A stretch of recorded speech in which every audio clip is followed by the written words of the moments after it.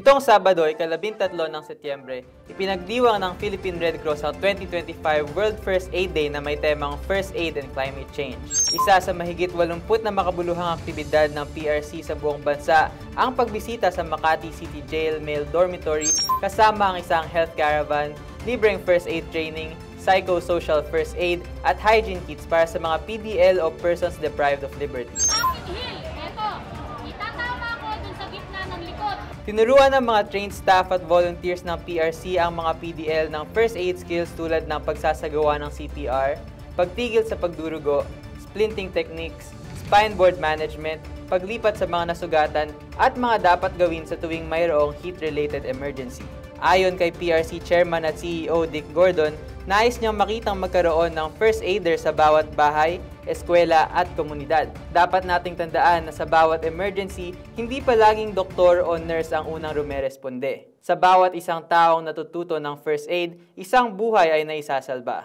Ayon naman kay PRC Secretary General Dr. Gwen Pang, ang first aid ay di lamang tungkol sa technique o procedure, kundi compassion in action. Ano bang first aid? Ito yung unang lunas na pwede nating ibigay bago pa makarating ang doktor o bago makarating ang pasyente sa ospital.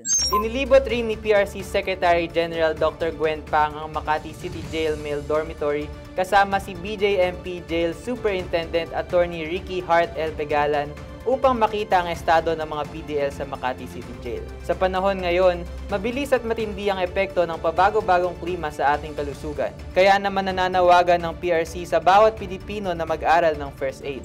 Ilan sa mga first aid training na inaalok ng Philippine Red Cross ay Standard First Aid Basic Life Support, Occupational First Aid Basic Life Support, Emergency First Aid, Sports First Aid, Wilderness First Aid, Junior First Aid, Basic Life Support for Healthcare Providers, Basic Life Support for Lay Rescuers, at Basic Life Support for Child and Infant. Kung interesado, tumawag lamang sa aming hotline 143 o di kaya sa aming telepono 02-8790-2366 para sa karagdagang impormasyon.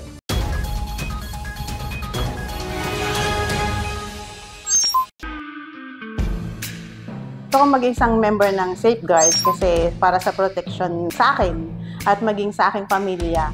Dahil hindi naman natin sa inaasahan na may mangyari sa atin, hindi naman natin hinihingi sa Diyos. Yung benefits na makukuha mo naman sa 1, 2, bawing-bawi ka na. Kasi sa isang buwan, 100 lang. So isang taon, 1,200. Pinakagusto kong benefit na makuha sa Safeguard, yung may libreng blood at saka ambulance. Napakagandang benefits na ito para sa isang member. Hindi mo naman isipin na mahal pero bawing-bawi talaga yung kanilang Safeguard membership.